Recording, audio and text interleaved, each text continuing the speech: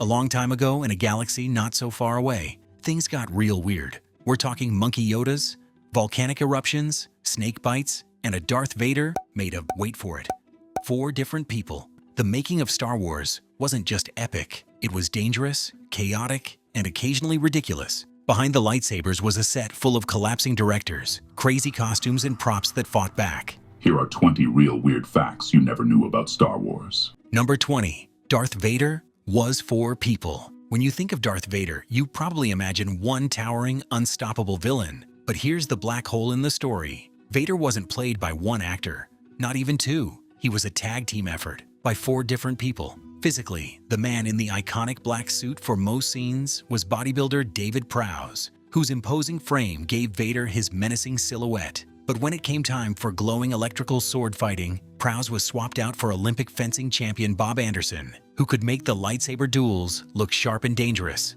The voice? That belonged to James Earl Jones, whose deep, commanding tone gave Vader his soul, or lack thereof. And finally, when Luke unmasks Vader in Return of the Jedi, that face was Sebastian Shaw. So the next time Vader strides into frame, remember, you're actually looking at the combined work of 4 people, stitched together into cinema's most legendary villain. Number 19. Leia almost had a totally different face. Imagine Star Wars without Carrie Fisher. Hard, right? But before she lit up the screen, dozens of now familiar names queued up for the role of Princess Leia. Karen Allen, Amy Irving, Cindy Williams, you name it, they tried. Heck, Jodie Foster was Lucas's early favorite, but she bowed out due to a Disney contract, potentially turning Leia into a child guardian dynamic instead of a bold rebel leader. Also reportedly in the mix, Sigourney Weaver, Sissy Spacek, Angelica Houston, Meryl Streep. So many powerhouse women almost carried the rebellion. Lucas bet on an unknown 19-year-old Carrie Fisher because she had wit, fire, and that spark you can't fake. Thank the Force those other legends stayed out of it. Otherwise, the rebellion might have been led by someone entirely different. Number 18. C-3PO was the golden prison Anthony Daniels was stuck in. And Anthony Daniels didn't just play C-3PO, he survived him. The 50-pound suit was an unholy mix of aluminum, steel, fiberglass, rubber, and plastic, turning Tunisia's scorching desert into his personal slow cooker. He sweated off nearly 4 pounds a day, repeatedly collapsed, and endured pain in places most actors don't even have muscles. Every movement was punishment. The fiberglass legs crushed his feet, the arm weight pulled on his thumbs, and plastic shorts sliced into his skin like scissors. Wheels hidden inside the knees slammed into his kneecaps if he bent too far. At one point, a fiberglass leg shattered, driving shards into his foot, and since the costume was rigid, he couldn't even sit down. Instead, crew members had to prop him up like a mannequin between takes. By the end, Daniels had earned more than just a paycheck. He'd earned bragging rights as the most physically tortured cast member in the galaxy. The next fact will make you see Star Wars desert chases in a whole new light. Because Luke's iconic ride wasn't floating through Tatooine, it was a low-budget illusion hiding in plain sight. Number 17. How simple mirrors made Luke's land speeder float. When Luke Skywalker cruised through the Tatooine desert in his land speeder, it looked like the future had finally arrived. Hovering cars, no wheels, pure sci-fi magic. But in reality, it was just movie magic, and not even high-tech movie magic. The secret weapon? Mirrors. Yep, good old-fashioned reflective panels mounted along the vehicle's sides. These mirrors reflected the desert ground below, effectively hiding the wheels from the camera. From the right angle, it looked like Luke was gliding just inches above the sand. This low-budget trick was pure genius from the practical effects team, proving you don't need expensive CGI to blow audiences' minds. In fact, it's one of those effects you can't unsee once you know it's mirrors all the way down. It's yet another example of how Star Wars didn't just build a galaxy far, far away. It built it with tools you could find in a hardware store. Number 16. No CGI. The crawl took hours to shoot. That iconic yellow text crawl, gliding smoothly into the endless stars, wasn't made with computer graphics. In 1977, CGI wasn't even an option. Instead, the team built a massive 6-foot-long black surface with bright yellow text physically pasted onto it. They then tilted the entire setup and slowly moved a camera over it, one painstaking inch at a time, to create that now legendary crawl effect. Sounds simple, until you realize a single speck of dust or a flicker in the lighting meant starting all over again. It was backbreaking, precision work, hours of staring at giant block letters under hot studio lights. The crew's patience was tested to the limit, but their reward was cinematic immortality. Today, CGI could do it in minutes, but there's something magical about knowing the Star Wars crawl wasn't pixels. It was pure sweat, craftsmanship, and a camera that refused to hurry. Number 15. An unforeseen desert rain almost ruined production. When George Lucas chose Tunisia as the backdrop for Luke Skywalker's home planet Tatooine, he expected dry, sunny skies, basically the safest bet for desert filming. What he got instead was a weather disaster no one saw coming. The first major rainstorm in that region of Tunisia in over 50 years. On day one in Tunisia, the desert planet turned into a muddy swamp, flooded equipment, drenched costumes, and stunned locals who joked Star Wars must have angered the weather gods. The irony? In the movies, Tatooine's bone dry. In real life, it began soaked to the skin. And if you think a freak desert flood was strange, the next fact will really warp your perception, because the seeds of Star Wars were planted years earlier in a place you'd never expect. Saturday morning TV. Number 14. The childhood show that secretly built Star Wars. Before Star Wars, George Lucas was obsessed with Flash Gordon, cheesy 1930s serials packed with ray guns, cliffhangers, and villains who looked like they raided a Halloween store. In 1971, Lucas tried to buy the rights, but got rejected. Instead of moping, he went nuclear, creating his own saga with bigger stakes, faster pacing, and actual danger. Even that iconic opening crawl, straight from Flash Gordon. Without it, Star Wars might have been just nothing. And Ming the Merciless? He wouldn't last 10 seconds against a lightsaber. Number 13. Most of Star Wars was actually a backdrop painted by hand. Think the Star Wars universe was built with sprawling sets and endless locations? Think again. A huge chunk of what you're seeing on screen is actually just a painting.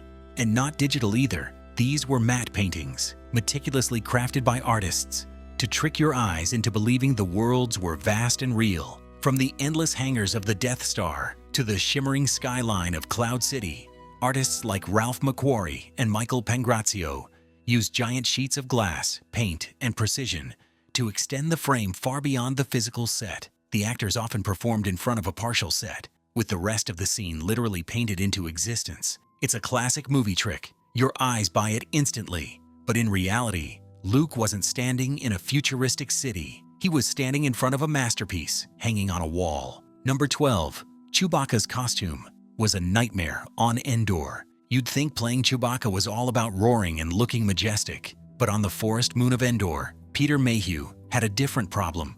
His costume was trying to get him killed. The Chewie suit, made of yak hair and mohair, was hot, heavy, and almost impossible to see out of. And in the towering redwood forests, where the Endor scenes were filmed, it caused an unexpected hazard: locals. According to crew accounts, there was a real fear that hunters might mistake Mayhew for an actual bear. The production even stationed crew members around the set wearing bright vests just in case. Add in the heat, constant snagging on branches, and the suffocating smell after long shooting days. It's no wonder Mayhew dreaded some of those scenes. Chewbacca might have looked like a loyal Wookiee warrior on screen, but behind the scenes, he was sweating, swatting branches, and dodging accidental hunts. Number 11.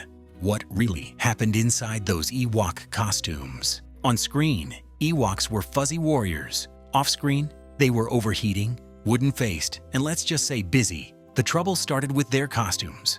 Designers originally wanted the Ewoks to blink and move their mouths, but that proved impossible. The result? Furry faces frozen somewhere between adorable and nightmare fuel. And once filming began in Crescent City's sweltering heat, things got worse. The inside of an Ewok suit was like a portable sauna, forcing wardrobe crews to run constant Gatorade deliveries just to keep the actors upright. But the strangest problems weren't technical, they were personal. Return of the Jedi historian J.W. Rinsler revealed that Ewok dressing rooms sometimes double as, well, private rendezvous spots. With so many little-person actors on set at once, some decided to make the most of the experience.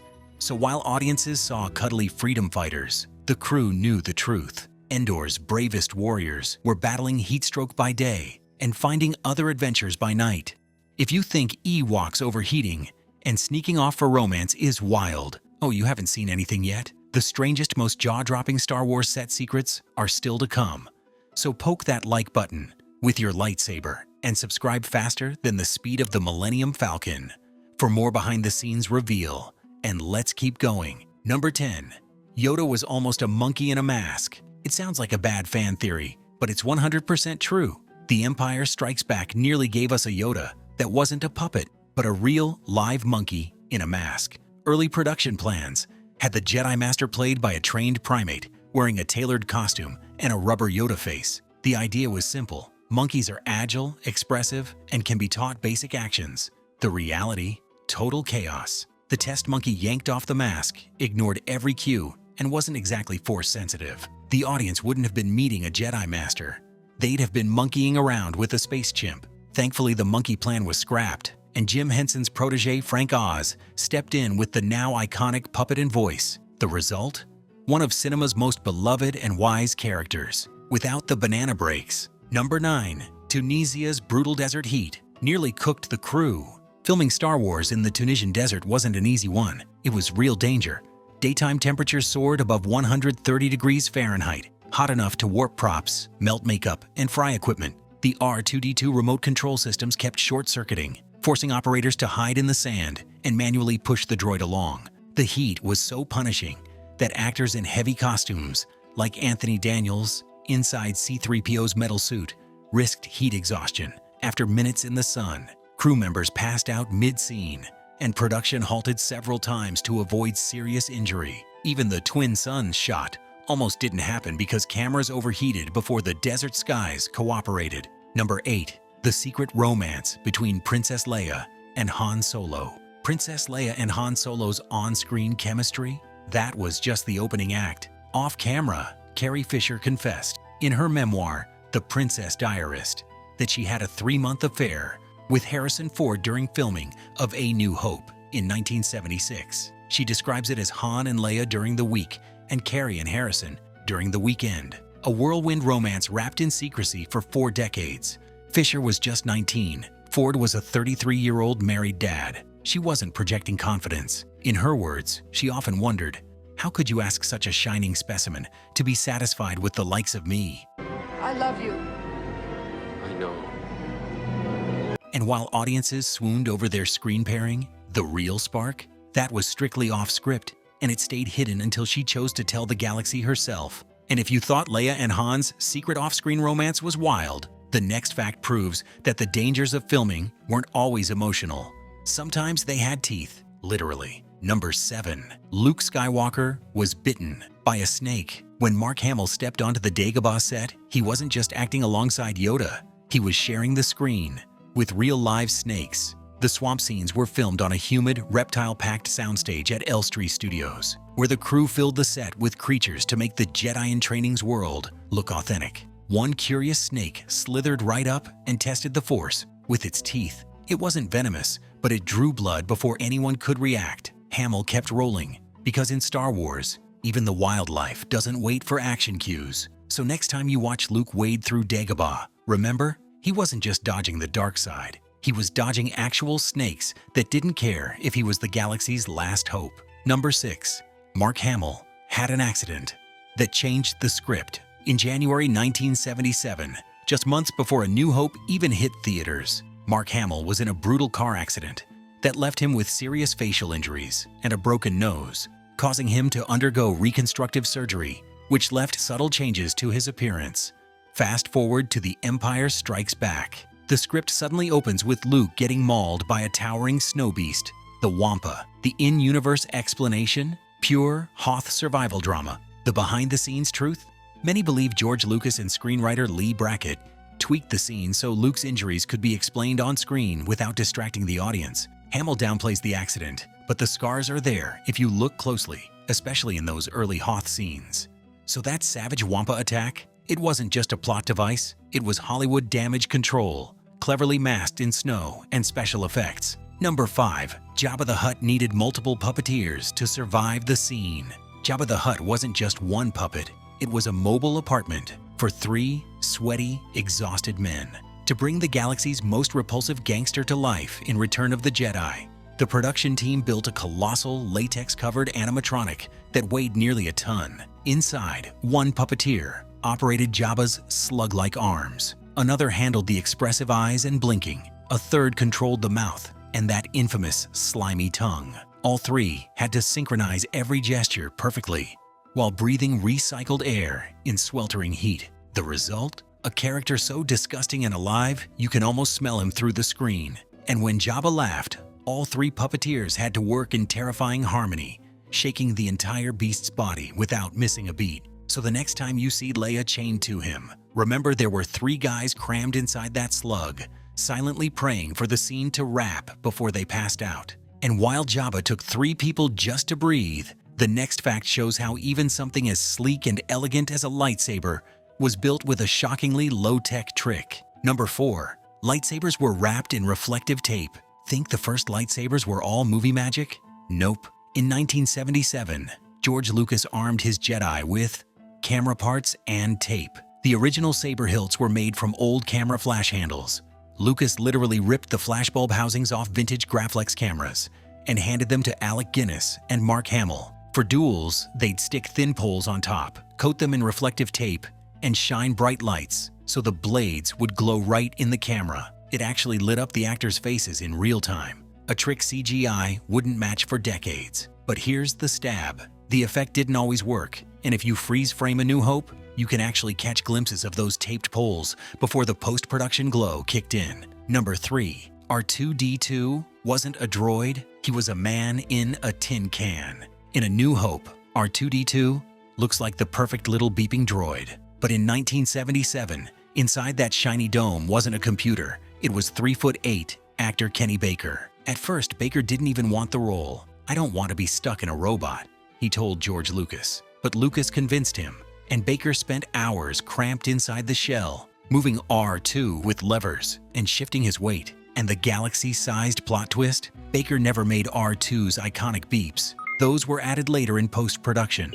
And while he was paid for the gig, he once said he'd have done it for free, because at the time Lucas was broke and didn't have a penny. Looking back, Baker said playing R2-D2 changed his life forever. At least he got a real physical body, unlike some of us. Number 2. Many scenes were achieved with models. Forget galaxy-sized budgets. In 1977, Star Wars' jaw-dropping space battles weren't shot in deep space.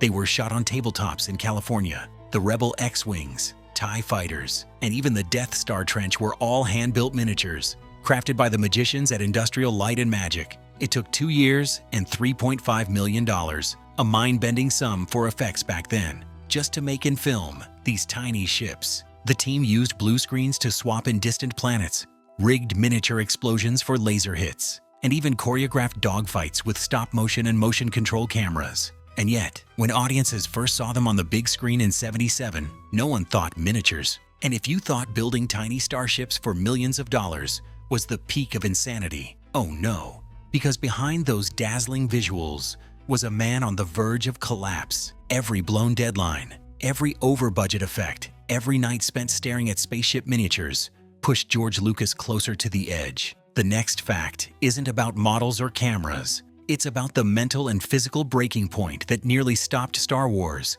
before it even hit theaters. Number 1. George Lucas almost broke down during production. They weren't only focused on filming, they were surviving it. From faltering gear to exploding sets, every day felt like a crash course in production chaos. ILM was burning the midnight oil, literally working 20-hour days to stay ahead of VFX deadlines. Locations were a nightmare. A delayed script meant sets were built on shaky assumptions, triggering overtime and overspend. Meanwhile, Lucas crumpled under the pressure. As the deadlines closed in, he was hospitalized with chest pains brought on by hypertension and extreme stress. Agents circled. Studio execs hovered like buzzards as Lucas raced to keep the galaxy together. By wrap, the cast and crew didn't feel like they'd made a movie. They felt like exhaustion-fueled survivors, dragging themselves out of a cinematic war zone. And that's the untold truth. Star Wars wasn't born in a galaxy far, far away. It was forged in sweat, risk, and pure chaos here on Earth. Every crash, every volcanic shot, every puppet string pulled brought this legend to life. It wasn't luck, it was obsession. And it's why these films still grip us decades later. But that's what makes it more than just a movie. It's proof that vision, no matter how insane, can bulldoze every obstacle in its path. And now, we've left the galaxy far, far away. But our next stop is even more dangerous. No lightsabers, no Jedi, just backroom deals, shadowy families, and the kind of loyalty that can get you killed. Wow, that was weird.